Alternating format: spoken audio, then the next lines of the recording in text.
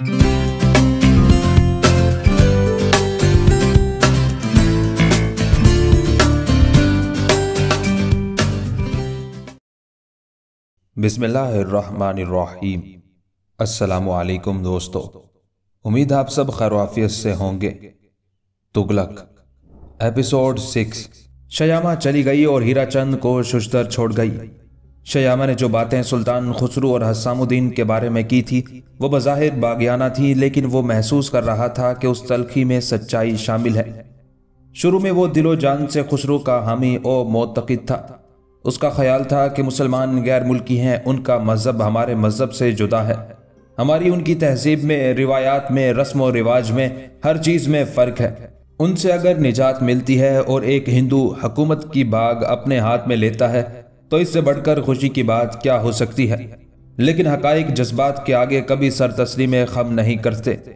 चंद ही रोज़ के बाद हीरा चंद और उसके बहुत से हम मज़हबों ने महसूस करना शुरू कर दिया कि मुसलमान लाख गैर मुल्की थे, गैर मज़हब के थे, तहजीब, तमद्दुन, मुआशरत हर एतबार से मुख्तलिफ थे, लेकिन बहुत अच्छे फरमारवा थे, बहुत अच्छे इंसान थे, बहुत अच्छे मुंतजिम थे। उनके अहद में शेर और बकरी एक घाट पर पानी पीते थे।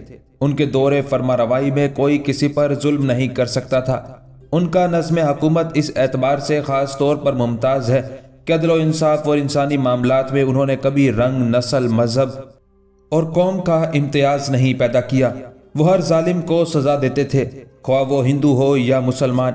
वो हर मजलूम का साथ देते थे, ख्वाह वो इस्लाम का पैरोकार हो या हिंदू मत का। वो औरतों का इंतहाई एहतराम करते थे और ये एहतराम भी आम था, इसमें हिंदू मुसलमान का फ़र्क न था। लेकिन अब ये हमारा हम मज़हब तख्ते हुकूमत पर बैठा है, मगर ना किसी की जान महफूज है, ना आबरू, ना किसी का माल सलामत है, ना सर। जिसे चाहा मौत के घाट उतार दिया, जिसे चाहा अमीर से फ़कीर बना दिया और उसकी सारी अमला को जागीर जब्त कर ली। जिससे तकद्दुर पैदा हो गया वो मातूब करार पाया, ख्वाह उसकी खता हो या ना हो। ना अहलों को बड़े बड़े मनसब अता कर दिए, काबिल और अहल लोगों को जाहिलों निकम्मों की सफ में बिठा दिया। औरत के एहतराम का सवाल ही नहीं था। जो औरत पसंद आ गई हरम सिरा में दाखिल कर ली गई, ख्वाह हिंदू हो या मुसलमान। क्या ये बात भी मुसलमानों के ज़माने में थी? दिल ने जवाब दिया, नहीं, उनके ज़माने में तो ऐसा कभी नहीं हुआ। फिर शहर की आम हालत पर नजर गई। अब ना तिजारत में तवाज़ुन था, ना कारोबार में कोई मयार पेश नज़र रखा जाता था, ना गुंडों और बदमाशों पर सख्ती थी, ना शरीफों और नेकों के साथ हुस्न सलूक। चोर, कज़ाक और रहज़न आज़ाद फिर रहे थे। शरीफों, नेकों और भले लोगों का फसील के दरवाजे पर इंतज़ार और इस्तकबाल कर रहे थे। फिर हीरा चंद सोचने लगा, क्या ये हुकूमत चल सकती है? क्या इस हुकूमत को कायम रहना चाहिए? क्या इस हुकूमत का साथ देना चाहिए? दिल से हर सवाल के जवाब में हरगिज नहीं की सदा बुलंद होती। दिल ने कहा, जालिम हुकूमत हरगिज नहीं चल सकती। जुल्म की टहनी कभी फलती नहीं, नाओए कागज कभी चलती नहीं। जिस हुकूमत में शरीफों की पगड़ी उछलती हो, नालायकों को सर पर बिठाया जाता हो, उसे कायम भी नहीं रहना चाहिए, भला से उसका फरमारवा एक हिंदू ही क्यों ना हो। और जो हुकूमत ना आदिल हो, ना मुंतजिम, वो हरगिज इस काबिल नहीं है कि उसका साथ दिया जाए। मेरा मजहब अगर सच्चा है और यकीनी सच्चा है, सच्चा ना होता तो मैं हिंदू होता क्यों? हाँ, तो मेरा मजहब अगर सच्चा है तो मुझसे हरगिज ये मुतालबा नहीं कर सकता कि मैं एक जालिम, गासिब, आवारा मिजाज, शराबी और बदकिरदार शख्स का महज इसलिए साथ दूं कि वो मेरे मजहब से ताल्लुक़ रखता है। मेरा मजहब अगर सच्चा है तो वो मुझसे ये मुतालबा करता है कि मैं ऐसे बादशाह की गर्दन मार दूं ताकि खल्के खुदा चैन और अमन की जिंदगी बसर करे। तफतन न जाने क्या सोचकर उसने ताली बजाई। ताली की आवाज अभी गूंज रही थी। दो गुलाम सफेद लिबास में मलबूस सामने आकर अदब से खड़े हो गए। हीरा चंद ने नजर उठाई और तहक्कुमाना लहजे में कहा, कैदी को हाजिर किया जाए। गुलाम चले गए और थोड़ी देर में बजाय उसके कि कैदी आता, शयामा सामने आकर खड़ी हो गई। हीरा चंद ने मोहब्बत आमेज नजर से उसे देखा। वो उसी तरह खड़े खड़े बोली, आपने कैदी को क्यों तलब किया है? हीरा चंद ने जेर लब तबस्सुम के साथ कहा, कत्ल करने के लिए। वो और ज्यादा बरहम अंदाज में बोली, भैया इतना बड़ा पाप करते हुए आपके हाथ कांपेंगे नहीं? हीरा चंद ने मसनूई जोश के आलम में जवाब दिया, मैं उसकी गर्दन अपने हाथ से कलम कर दूंगा। शयामा ने तन कर कहा, जब तक शयामा जिंदा है इतना बड़ा पाप आप नहीं कर सकेंगे। हीराचंद ने बनावटी गुस्से में सवाल किया। क्यों? क्या तू मुझे रोक लेगी? क्या तू मेरा हाथ पकड़ेगी? क्या तू मेरी पीठ में छुरी झोंक देगी? क्या तू मुझे जहर दे देगी? शयामा ने कुछ सोचते हुए संजीदगी से कहा, मुमकिन है ये सब मैं कर गुजरूं। हीराचंद ने और ज्यादा गुस्से की कैफियत अपने ऊपर तारी कर ली और पूछा, ये तू किससे कह रही है? बेबाकी और दलेरी के साथ शयामा ने जवाब दिया, सुल्तान खुसरू के वजीर आजम हीराचंद से। ये अल्फाज कुछ ऐसे अंदाज में शयामा के मुंह से निकले कि हीराचंद के लिए हंसी का बर्दाश्त करना मुश्किल हो गया। बड़ी मुश्किल से उसने हंसी पर काबू पाया और सवाल किया, क्या मतलब? वो बोली, मतलब ये है कि आप दोनों एक ही थैली के चट्टे बट्टे हैं, जैसा राजा वैसा उसका मंत्री, एक बेईमान और गासिब, दूसरा बेईमान का साथी और गासिब का दस्ते रास्त।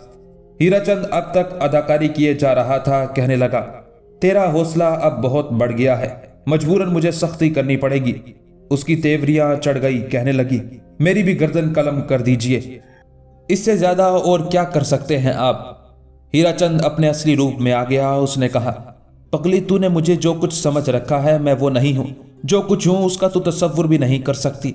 उन अल्फाज की मिठास से वो किसी हद तक मुतासिर हुई, फिर कहने लगी, छोड़िए ये बातें, कैदी को क्यों बुलाया आपने? वो कहने लगा, आज बादशाह सलामत कदम रंजा फरमा रहे हैं हमारे गरीब खाने में। मेरी ख्वाहिश है कि एक कोशिश और कर लूं। ये सरफिरा कैदी अगर राह रास्त पर आ जाए तो उनकी खिदमत में पेश करके इसकी खता बख्शवा दूं। वो बेएतबारी से हीराचंद की तरफ देखती हुई बोली, क्या आपका ख्याल है वो मान जाएगा? हीराचंद ने जवाब दिया, माने या ना माने, कोशिश करने में क्या हर्ज है। और फिर कुछ उकताया हुआ बोला, जान किसे प्यारी नहीं होती, अगर उसे जिंदा रहना है तो हमारी बात माननी पड़ेगी। वो बोली, कहीं माना ना हो। वो मुस्कुराती हुई चली गई। हीराचंद और हसामुद्दीन आमने सामने मौजूद हैं। दोनों पर संजीदगी तारी है। दोनों के चेहरे पर तशवीश और इस्तराब के आसार नुमाया हैं। ऐसा मालूम होता है जैसे दोनों एक कैदी और एक दारोगाए जिंदान होने के बावजूद सर जोड़े किसी अहम फैसले पर गौर कर रहे हैं। हीराचंद ने सर उठाया और कहा, तुम्हारी खूबियां मेरा दिल अपनी तरफ खींचती है। तुम्हारी सच्ची बातें मेरे दिल में हलचल पैदा कर देती है। जी चाहता है नताइज से बेपरवाह होकर वही करूं जो तुम कह रहे हो, जो तुम कर रहे हो। लेकिन इतना कहकर फिर कुछ सोचने लगा। हसामुद्दीन ने सवाल किया, लेकिन क्या? वो बोला, मजहब मुझे रोकता है, कौमियत के बंधनों में जकड़ा हुआ हूं। खुसरो खान बहरहाल हिंदू है, मेरा दीनो ईमान उसके साथ मुश्तरिक है। गाजी मलिक बहरहाल मुसलमान है, मेरे और उसके दीनो ईमान में कोई इश्तराक नहीं। तो इससे क्या होता है? बेशक खुसरो खान का दौर हुकूमत एक तूफानी दौर है, अफरा तफरी और तवाइफुल मलूकी का आलम है। ये बात मुसलमानों के दौर हुकूमत में कभी नहीं हुई, फिर भी आप खुसरो खान का साथ देने पर मजबूर हैं। हाँ हसामुद्दीन, जबान से ना कहूं तो दिल से यही करने पर मजबूर हूं। हर शख्स अपना खुद जिम्मेदार है, मैं क्या अर्ज कर सकता हूं। लेकिन क्या एक सवाल करने की इजाजत है? हाँ जरूर, शौक से। क्या दुनिया में कोई सच्चा मजहब ऐसा भी है जो जालिम का साथ देने और मजलूम का साथ छोड़ने पर, जो सच से नाता तोड़ लेने और हक की पुकार सुनी अनसुनी कर देने पर और बातिल की आवाज सुनकर बहकने की आवाज देता हो? हीराचंद का दिल धड़कने लगा। अभी जरा देर पहले खुद वो भी तो यही बातें सोच रहा था। उसने कुछ कहना चाहा मगर कह ना सका। शयामा अब तक खामोश खड़ी उन दोनों की कैफियत देख रही और बातें सुन रही थी। कहने लगी, भैया जवाब दीजिए, क्या पूछा जा रहा है आपसे? हीराचंद ने इस तरह के आलम में जवाब दिया, नहीं, ऐसा कोई मजहब नहीं है, और अगर है तो वो सच्चा नहीं है, ये भी तो कहते। शयामा भी बोल पड़ी। हीराचंद उसकी ताकीद करने पर मजबूर हो गया। हाँ ये भी ठीक है। हसामुद्दीन ने कहा, आज तारीख आपको पुकार रही है। आज आपका वतन जिससे आपको बेइंतहा मोहब्बत है पुकार रहा है। आज आपकी कौम जिसके आप एक फर्द हैं पुकार रही है। आज आपका धर्म जिसके बंधनों में आप जकड़े हुए हैं पुकार रहा है। क्या बात है कि ये पुकारें आपके कान तक पहुंचती हैं मगर आप जवाब नहीं देते। हीराचंद खामोश खड़ा था और हसामुद्दीन जोश के आलम में कह रहा था, मौत किसी के साथ रियायत नहीं करती, सबको मरना पड़ता है। सिकंदर भी मर गया और दूसरा सिकंदर अलाउद्दीन सिकंदर खिलजी भी मर गया और उसका बुज़दिल और अय्याश बेटा कुतुबुद्दीन भी गया। खुसरो खान भी मर जाएगा, आप भी मरेंगे, मैं भी मरूंगा। लेकिन मौत वो अच्छी होती है जो हक के सच्चाई के रास्ते पर आए। वो नहीं जो ज़ाती ऐश और राहत और सूद व ज़िया के चक्कर में आए। आप अगर इस तरह मरे कि मरने के बाद लोगों ने आपकी हुब्बुल वतनी, आपकी सदाकत परस्ती, आपकी हक परवरी को याद रखा तो अमर हो जाएंगे, और अगर इस तरह मरे जिस तरह आज बातिल के साथ हैं तो कोई आपको याद नहीं रखेगा, और अगर किसी ने याद रखा तो बहुत बुरे अल्फाज में आपका जिक्र कर रहा होगा। अब ये फैसला आपको करना है कि किस तरह की मौत मरगूब है आपको। हीराचंद ने अब भी जवाब दिया, लेकिन उसकी बजाय शयामा ने कहा, ये तो सच कह रहे हैं आप, लेकिन आदमी की मजबूरियां भी तो होती हैं। हसामुद्दीन हंसने लगा। उसने कहा, जो लोग मजबूरियों के बायस कभी किसी का साथ नहीं दे सकते हैं उन्हें आदमी नहीं मानता। जरा की जरा हीराचंद का रंग तब्दील हुआ, फिर अपनी असली हालत पर आ गया। उसने मुस्कुराते हुए कहा, मेरे नौउमर दोस्त, तुम जरूरत से ज्यादा पुरजोश हो और तुम्हारी इन्हीं बातों की कदर है मेरे दिल में। शयामा ने हसामुद्दीन से कहा, शुक्रिया अदा करो भैया का, वो कितना ख्याल रखते हैं तुम्हारा।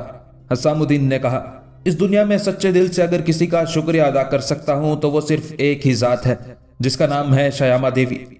वो कुछ झेप सी गई, कहने लगी, आपने बनाना शुरू कर दिया। वो संजीदगी के आलम में बोला, ये बात नहीं है, सच्चे दिल से कह रहा हूं।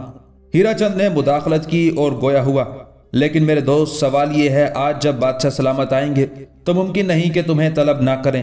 तुम उनके सामने जाते ही मुश्ताइल हो जाते हो। जाहिर है एक गद्दार के सामने गुस्सा ही आ सकता है। अगर उन्होंने कोई ऐसा वैसा हुक्म दे दिया तो मैं क्या करूंगा? तामील, इसके सिवा और आप कर भी क्या सकते हैं? मैं जानता हूं वो मेरे कत्ल का हुक्म सादिर फरमाएंगे, और यकीन फरमाइए मुझे ये सजा सुनकर ना ताज्जुब होगा ना अफसोस। फांसी का फंदा जब मेरी गर्दन में पड़ रहा होगा, इंशाअल्लाह उस वक्त भी आप मुझे मुस्कुराता हुआ पाएंगे। यजल्ला जब तलवार तोलकर मेरी तरफ बढ़ेगा, उस वक्त भी मेरा तबस्सुम ना छुप सकेगा। इस जिंदगी का अंजाम मौत के सिवा और है क्या?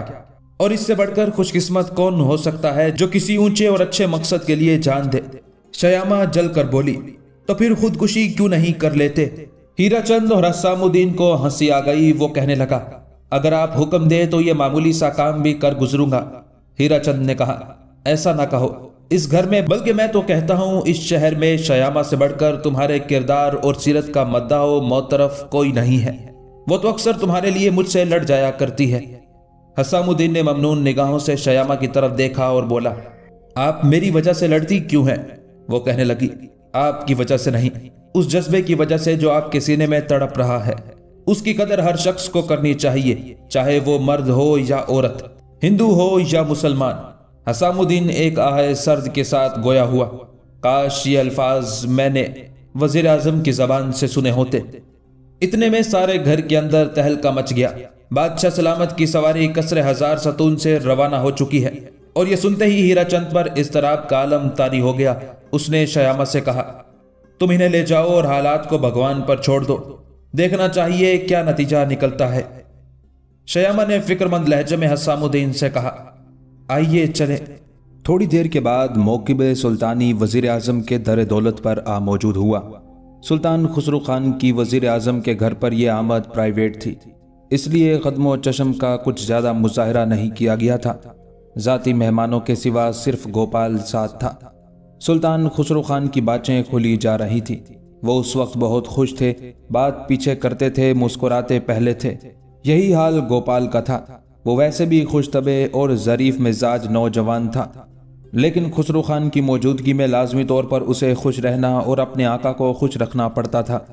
हीराचंद ऐसा मालूम होता था तमाम वो बातें जो अभी सोच रहा था, जो अभी ज़रा देर पहले हसामुद्दीन से हो रही थी, यकसर फरामोश कर चुका था। अब तो वो जलवाए शाही की जलवा रेजियों में खोया हुआ था। कभी अपने बामोदर को फ़ख्र की निगाहों से देखता, कभी अपने ऊपर फ़ख्र करने लगता। जिसके घर में कभी किसी वजीर ने भी कदम रंजा नहीं फरमाया था, आज वहाँ एक सुल्तान मदू था, और उसकी वजह यह घर जन्नत का नमूना बन गया था। उसे अपनी किस्मत पर नाज था। आज वो अपने असलाफ से, अपने बुजुर्गों और पुरखों से बाजी ले गया था। आज अपने ख़ानदान में वो सबसे आगे बढ़ गया था। कौन था जो उसे बराबरी का दावा कर सकता? इतने में राधा आई।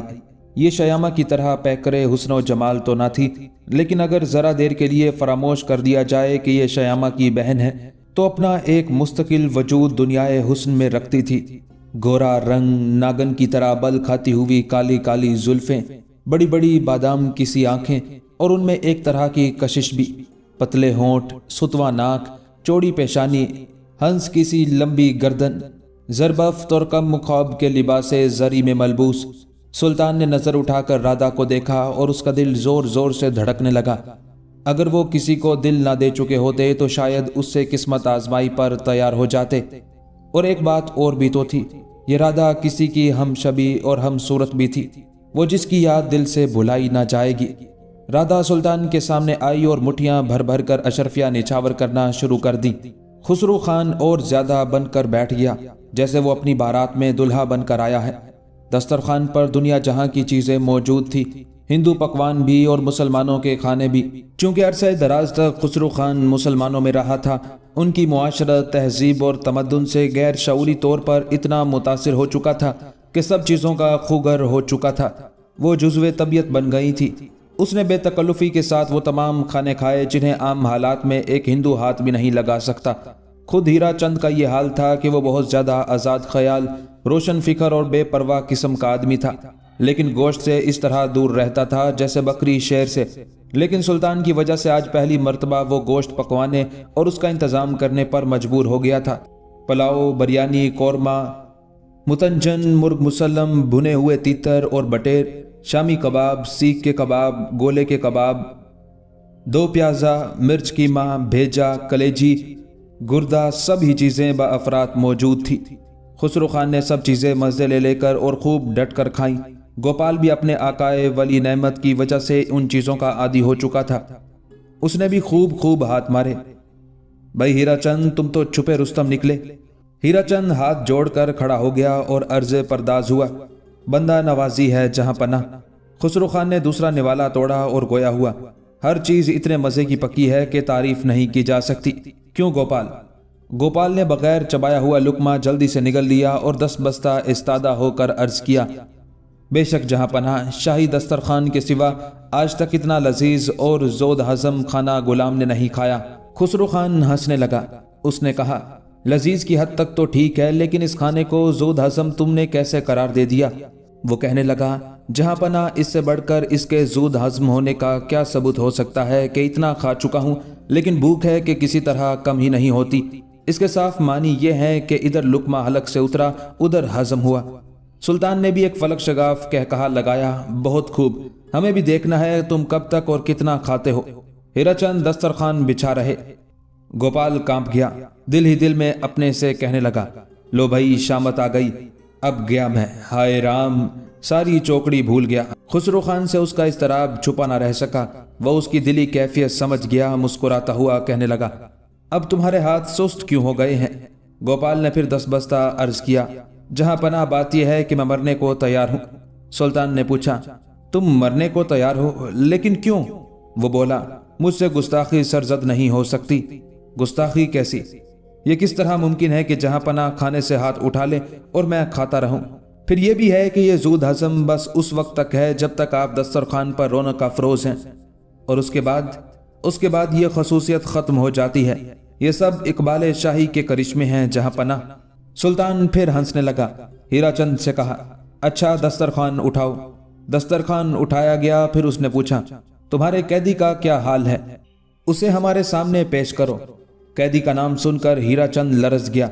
जिस वक्त का धड़का था वो वक्त आ गया। आखिर अब क्या होगा? क्या मेरा ये घर कत्लगाह बन जाएगा? हसामुद्दीन और सुल्तान का आमना सामना कतन फैसला कुन होगा।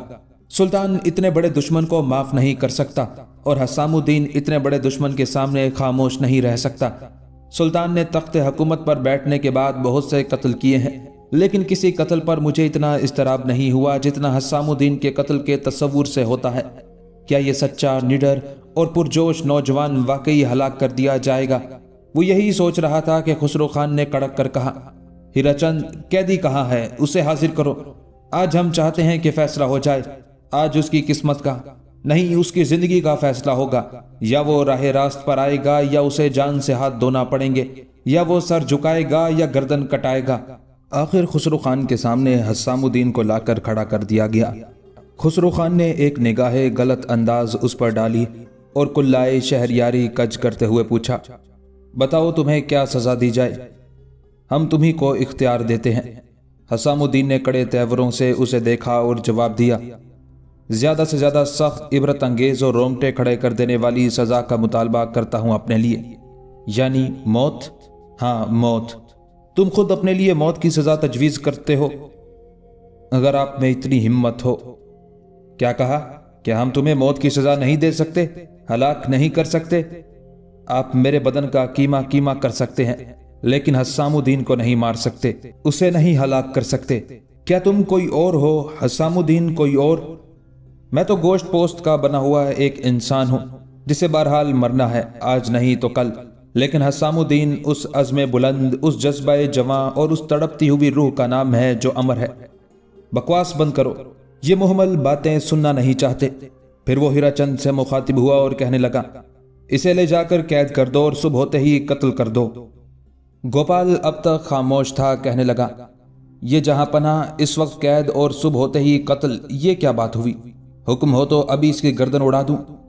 खुसरो खान ने मुस्कुराते हुए जवाब दिया, जी तो हमारा भी यही चाहता है, लेकिन हम हीराचंद के मेहमान बनकर आए हैं, अपने सामने उसके घर को कश्तो खून का मैदान नहीं बना सकते।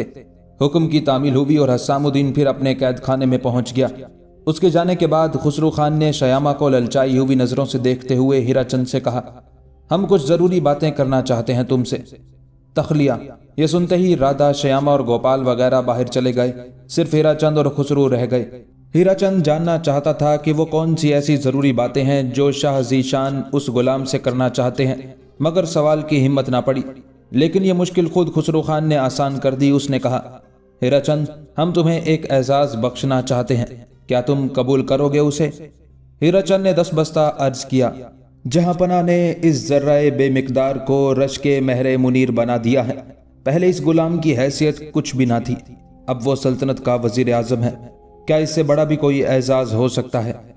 खुसरो खान ने बेतकल्लुफी से मसनद पर पांव फैलाए और फिर कहा, हाँ, ये एजाज तो बहुत मामूली है। हम तुम्हें वो एजाज बख्शना चाहते हैं कि सल्तनत का हर फर्द तुम पर रश करेगा।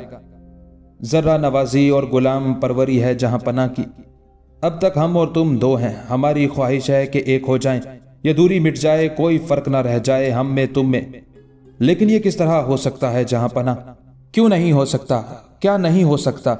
गुलाम आका की बराबरी नहीं कर सकता, जर्रा सूरज से आंख नहीं मिला सकता। लेकिन अगर शयामा से हम शादी कर लें, हम उसे अपनी मलिका बना लें, फिर भी हम और तुम दूर रहेंगे, फिर भी हम में और तुम में तफरका रहेगा। यह एहसास हीराचंद के लिए उम्मीद और तवक्को से कहीं ज्यादा था। अब तक की बातों से उसने यही समझा था कि कोई खिताब दे दिया जाएगा, कोई जागीर बख्श दी जाएगी, लेकिन यह बात तो उसके वहमो गुमान में भी ना थी कि उससे रिश्ते की सूरत निकल आएगी। उसने फख्र और नाज के मिले जुले जज्बात से अपने आका के रुख अनवर को देखा और कहा, वाकई ये सबसे बड़ा एजाज है जो आका अपने गुलाम को बख्श सकता है। मुझे इस पर नाज है, जब तक जिंदा रहूंगा फख्र करूंगा इस एजाज पर। इस जवाब पर खुसरो खान खुश हो गया। उसने कहा, हम तुम्हारे ममनून हैं, तुमने हमारी बात मान ली। गुलाम की ये मजाल भी थी कि वो जहां पनाह के हुक्म से सरताबी करे, तो फिर समझ लेना चाहिए कि तुम्हें यह रिश्ता मंजूर है। बसरो चश्म, क्या ख्याल है तुम्हारा? खुद शयामा की राय। यह सवाल खुद हीराचंद के दिल में भी खटका था, और सच्ची बात यह है कि वो उसकी तरफ से जरा भी मुतमईन ना था। लेकिन उसने अपने आप को और खुसरो खान को मुतमईन करते हुए कहा, जहां पनाह, इसमें कोई शुबा नहीं कि वो जरा तीखे मिजाज की लड़की है। हम सब चूंकि उसका बहुत ज्यादा लाड प्यार करते हैं, इसलिए वो शौक गुस्ताख भी है। यही वजह है कि अब तक जितने पैगाम शादी के आए और अच्छी अच्छी जगह से आए, उसने सब नामंजूर कर दिए। लेकिन जहां पनाह की बात दूसरी है। दुनिया के हर रिश्ते को नामंजूर कर सकती है, मगर इस रिश्ते को नहीं। खुसरो खान मुतमईन हो गया। उसने कुछ सोचते हुए कहा, जरा शयामा को बुलाओ, हम उससे कुछ बातें करना चाहते हैं। अब गोपाल भी हाजिर हो गया था। राधा और शयामा भी तलब कर ली गई थी। शराब का जाम खुसरो के सामने रखा था और सरूर के आलम में घूंट घूंट करके पी रहा था। शयामा को देखते ही उसने इश्तियाक और आरजू के साथ कहा, आओ शयामा, हम तुम्हारा इंतजार कर रहे थे। शयामा की तेवरियां चढ़ गईं और ये मंजर देखकर हीराचंद का दिल बैठ गया। लेकिन खैरियत गुजरी, वो जबान से कुछ नहीं बोली। आकर मसनद के करीब राधा के पहलू से पहलू मिलाकर बैठ गई। खुसरो खान ने पूछा, तुम अपनी संगे मरमर की बारादरी में रोज जाया करती हो? वो उखड़े हुए लहजे में बोली, रोज तो नहीं जी, जब चाहे चली जाती हूँ। कल भी गई थी और शायद कल फिर जाऊं। خسرو خان اس گفتگو کے دوران میں برابر مسکراتا رہا، پھر اس نے کہا، کبھی کوئی بھولا بھٹکا مسافر بھی آ جاتا ہوگا اس طرف؟ شیامہ نے انجان لہجے میں جواب دیا، ہاں ایسا بھی ہوتا ہے۔ پھر تم اس کی خاطر مدارت کرتی ہو؟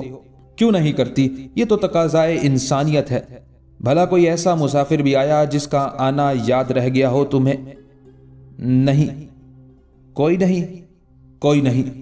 ذرا سوچو، زور دو دماغ پر، شاید یاد آ جائے۔ غیر ضروری باتوں پر وقت ضائع کرنا میری عادت نہیں، ہیرا چند نے ٹوکا۔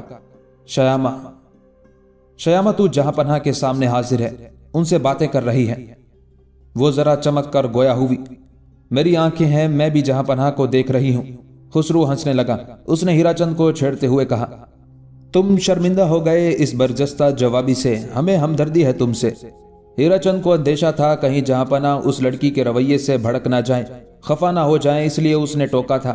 لیکن یہ دیکھ کر کہ شیامہ کی کڑوی کسیلی باتوں سے وہ لطف لے رہے ہیں، اس کا اندیشہ رفع ہو گیا۔ اس نے مسکراتے ہوئے عرض کیا، لیکن جہاں پناہ میں تو عادی ہو گیا ہوں۔ خسرو خان نے لطف لیتے ہوئے پوچھا، کس چیز کے عادی ہو چکے ہو؟ کیا شیامہ کی حاضر جوابی اور برجستہ گوئی کے؟ اس نے عرض کیا، جہاں پناہ کا اندازہ بالکل صحیح ہے۔ خسرو خان نے ایک مرتبہ پھر شیامہ کو مخاطب کیا، کہنے لگا، ہم مسافر بن کر تمہاری بارادری میں گئے تھے، یہ گوپال بھی ہمارے ساتھ تھا۔ وہ سرد مہری کے ساتھ گویا ہوئی، گئے ہوں گے۔ خسرو خان کو یہ انداز ناگوار گزرا، اتنی جلدی یہ کس طرح ان باتوں کو بھول سکتی ہے جو بارادری میں پیش آئی تھی؟ لیکن اس نے اپنی ناگواری کو چھپایا اور کہنے لگا، ہم تمہارے ممنون ہیں کہ تم نے ہمیں آرام پہنچایا، پانی پلایا، راستہ دکھایا۔ ہیرا چند کو ان باتوں کی ذرا بھی خبر نہ تھی۔ اس نے حیرت سے ایک مرتبہ شیامہ کو دیکھا، خسرو خان کو، اس کے بعد کہنے لگا، کیا واقعی جہاں پناہ تشریف لے گئے تھے؟ خسرو خان نے ساری داستان از اول تا آخر سنا دی۔ ہیرا چند اور رادھا نے بھی دلچسپی کے ساتھ یہ ساری کہانی سنی۔ پھر خسرو خان نے کہا، شیامہ تمہاری انسانی ہمدردی ہمیشہ ہمیں یاد رہے گی، اگر تم پناہ نہ دیتی تو نہ جانے ہمارا کیا حشر ہوتا۔ وہ بولی، اور انسانی ہمدردی کسی خاص شخص کے ساتھ نہیں ہوتی، ہر انسان کے ساتھ ہوتی ہے۔ آپ کی بجائے کوئی اور شخص ہوتا، اس کے ساتھ بھی میرا یہی برتاؤ ہوتا، اور اس وقت مجھے کب علم تھا کہ آپ ہیں؟ میں تو ایک معمولی ہی آدمی سمجھتی تھی۔ بہرحال ہم تمہارے احسان کا بدلہ دینا چاہتے ہیں۔ احسان کی کوئی قیمت نہیں ہوتی، ہم تمہیں بہت بڑا انعام دینا چاہتے ہیں۔ شکریہ، لیکن مجھے کسی انعام کی ضرورت نہیں۔ خسرو خان کا چہرہ غصے سے سرخ ہو گیا۔ ہیرا چند کو پھر مداخلت کرنا پڑی۔ شیامہ، اتنی دیر میں خسرو خان اپنے غصے پر غالب آ چکا تھا۔ اس نے کہا، شیامہ نے بڑی اونچی بات کہی ہے، ان کی یہی باتیں ہیں جس کی ہم قدر کرتے ہیں۔ شیامہ، کل تمہاری اور رادھا تمہاری بھی، اور ہیرا چند تمہاری بھی ہمارے ہاں دعوت ہے۔ شاید شیامہ انکار کر دیتی، لیکن خسرو خان جواب کا انتظار کیے بغیر اٹھ کھڑا ہوا۔ جاتے جاتے وہ ایک مرتبہ پھر ذرا دیر کے لیے ٹھٹکا، پھر شیامہ سے اپنائیت کے لہجے میں اصرار کے ساتھ کہا، تم ضرور آؤ گی، اور پھر فوراً ہیرا چند سے مخاطب ہوا، یہ تمہاری ڈیوٹی ہے۔ اور اس کے بعد وہ گوپال کے ساتھ باہر چلا گیا۔ نہ ہیرا چند کا جواب سنا، نہ شیامہ کے جواب کا انتظار کیا۔ حسام الدین اپنی کوٹری میں بند کر دیا گیا۔ خسرو خان چلا گیا۔ پھر ہیرا چند نے فخر و ناز کے ساتھ شیامہ کی طرف دیکھتے ہوئے رادھا سے کہا، بڑی نصیبے والی لڑکی ہے یہ بھی۔ رادھا نے کہا، لیکن تم نے کیسے جانا؟ ہیرا چند نے اور زیادہ نشۂ مسرت میں مست ہو کر جواب دیا، تم تو صرف وزیر اعظم کی بیوی ہو، وہ ملکہ بنے گی، بادشاہ کی سب سے زیادہ چہیتی اور دلاوری بیوی۔ کیوں شیام کماری؟ پھر کیوں تمہارے مزاج ملیں گے؟ پھر کاہے کو سیدھے منہ بات کرو گی؟ پھر تو حکومت کرو گی ہم لوگوں پر۔ رادھا کھلکھلا کر ہنس پڑی اور شیامہ سے مخاطب ہوتے ہوئے بولی، کیوں شیامہ؟ شیامہ نے تیکھے لہجے میں جواب دیا، نہ میں ملکہ بننا چاہتی ہوں اور نہ کسی پر حکم چلانا چاہتی ہوں۔ رادھا نے چڑھ کر کہا، ارے مورخ، کیا تو یہاں بھی یہ کر دے گی؟ فوراً اس نے جواب دیا، صاف انکار۔ اور پھر وہ کہے سنے بغیر روٹھے ہوئے انداز میں اٹھ کر چلی گئی۔ کچھ دیر تک تو ہکا بکا ہیرا چند اسے جاتا دیکھتا رہا، پھر اضطراب اور گھبراہٹ کے لہجے میں سوال کیا، اب کیا ہوگا؟ رادھا نے مسکراتے ہوئے جواب دیا، آپ فکر نہ کیجیے، میں راضی کر لوں گی اسے، یہ شادی ہوگی اور ضرور ہوگی۔ اس جواب سے ہیرا چند مطمئن ہو گیا اور تھوڑی دیر کے بعد بستر راحت پر دراز ہو گیا۔ رات کے 3 بجے کے قریب وہ کوٹھڑی کھلی جس میں حسام الدین قید تھا۔ جب سے وہ خسرو خان کے پاس سے واپس آیا تھا اس کی طبیعت سخت پریشان تھی۔ اسے موت سے ہراس نہیں تھا، اس نے مرنے ہی کے لیے میدان میں قدم رکھا تھا، لیکن وہ جنگ کے میدان میں مرنا چاہتا تھا، ہیرا چند کے گھر میں ایک کوٹھڑی کے اندر نہیں۔ وہ مرنے سے پہلے کچھ کرنا چاہتا تھا۔ کچھ کارنامے انجام دینا چاہتا تھا۔ خسرو خان کے حکم نے ان تمام امکانات کو ختم کر دیا تھا۔ وہ سوچ رہا تھا اب کیا ہوگا۔ یہی سوچ رہا تھا کہ کوٹھڑی کا دروازہ کھلا، کمرے میں ایک مدھم سا چراغ جل رہا تھا۔ ایک سایہ سا اسے اپنی طرف بڑھتا نظر آیا۔ اسے خیال ہوا شاید میرے قتل کا وقت آ گیا ہے، شاید یہ قاتل ہے، لیکن میں بزدلوں کی طرح نہیں مروں گا۔ وہ اٹھ کھڑا ہوا، اس نے ڈپٹ کر پوچھا، کون؟ وہی جانی پہچانی محبوب اور کان کے راستے دل میں اتر جانے والی آواز تھی شیامہ کی۔ اس نے آہستہ سے کہا، خاموش۔ پھر وہ بالکل قریب آ گئی اور سرگوشی کے انداز میں کہنے لگی، آئیے میرے پیچھے پیچھے چلے آئیے، چپ چاپ، خبردار پاؤں کی آہٹ بھی نہ ہو۔ بات کچھ سمجھ میں نہیں آئی، لیکن اسے شیامہ پر، اس کی شرافت پر، انسانیت دوستی پر اعتماد تھا۔ خاموشی کے ساتھ وہ اس کے ساتھ ہو لیا۔ وہ مختلف دروازوں، برآمدوں اور کمروں سے ہوتی ہوئی اسے باہر نکال کر لائی۔ یہ حویلی کے باہر کا میدان تھا۔ ایک درخت کے نیچے ایک اسب سبک رفتار کی لگام تھامے کوئی آدمی کھڑا تھا۔ شیامہ نے اسے سرگوشی کے لہجے میں کہا، یہ گھوڑا ہے۔ ایک پوٹلی دیتے ہوئے کہا، یہ زادِ راہ ہے۔ تلوار بڑھاتے ہوئے، یہ حفاظت خود اختیاری کا سامان ہے، جائیے تشریف لے جائیے۔ حسام الدین پر لرزش طاری ہو گئی۔ اس نے کانپتی ہوئی آواز میں کہا، اور تم؟ وہ بولی، آپ میری فکر نہ کیجیے، میرا کچھ بھی نہیں بگاڑ سکتا کوئی، اور بگاڑ بھی لے تو مجھے پرواہ نہیں۔ کیوں پرواہ نہیں؟ میں ایک عورت ہوں، میں کوئی کارنامہ انجام نہیں دے سکتی۔ مستقبل کے دامن میں شاندار اور ناقابل فراموش کارنامے آپ کا انتظار کر رہے ہیں۔ آپ سلامت رہیں، یہ میری عید ہے۔ کبھی کبھی آپ مجھے یاد کریں گے تو یہی میری اس خدمت کی قیمت ہے۔ یہ کہتے کہتے شیامہ کی آواز بھر آ گئی۔ حسام الدین کی آنکھوں کے سامنے سے پردہ اٹھ گیا۔ اس نے مچلتے ہوئے کہا، شیامہ، میں تمہیں کبھی نہیں بھول سکوں گا۔ میں تمہارے بغیر نہیں جا سکتا۔ مجھے یہاں رہ کر مرنا منظور ہے، لیکن تمہیں یہاں چھوڑ کر زندہ رہنا نامنظور۔ وہ کسمساتی ہوئی بولی، ضد نہ کیجیے، جائیے۔ وہ ضد کرتا ہوا گویا ہوا، ہرگز نہیں۔ شیامہ، تم مجھے کیا سمجھتی ہو؟ وہ کہنے لگی، بہت اچھا، بہت اونچا، بہت پاک باز انسان جو میرے دل کے اندر بت بن کر بیٹھ گیا ہے، جسے میں پوجتی ہوں۔ حسام الدین نے پھر کہنا چاہا تھا کہ شیامہ نے ایک چمکتا ہوا خنجر نکالا اور کہا، اگر آپ نے جانے میں دیر کی تو پھر یہ میرے سینے کے پار ہوگا۔ جائیے، میں آپ کا انتظار کروں گی، خواہ وہ انتظار زندگی بھر کا کیوں نہ ہو۔ یہ کہہ کر وہ تیزی سے اس آدمی کے ساتھ جو گھوڑا لیے کھڑا تھا واپس حویلی میں چلی گئی۔ حسام الدین اس کے سائے کو تکتا رہا۔ جب وہ آنکھوں سے اوجھل ہو گئی تو اس نے ایک ٹھنڈی سانس لی اور اب اسب سبک رفتار کو ایڑ لگا کر نہ جانے کدھر کو روانہ ہو گیا۔ شیامہ واپس آئی اور بستر پر گر پڑی، تکیے سے منہ ڈھانپا۔ اس اندھیرے اور اکیلے کمرے میں سسکیاں لے لے کر رونے لگی۔ اس نے حسام الدین پر آج تک اپنی قلبی کیفیت کا اظہار نہیں کیا تھا، نہ کرنا چاہتی تھی، لیکن آج بے بس ہو گئی۔ ضبط کا بند ٹوٹ گیا اور وہ نہ جانے کیا کیا کہہ گئی۔ اسے اپنی کمزوری پر بھی صدمہ تھا کہ جس راز کو آج تک اس نے اپنے آپ سے بھی چھپایا تھا وہ آخرکار افشاں ہو گیا۔ صرف اپنے آپ پر نہیں، حسام الدین پر بھی۔ اور پھر اس کے سامنے اس غیور و جسور نوجوان حسام الدین کی دل فریب تصویر آ کر کھڑی ہو گئی، وہی رعنائی، وہی تمکنت۔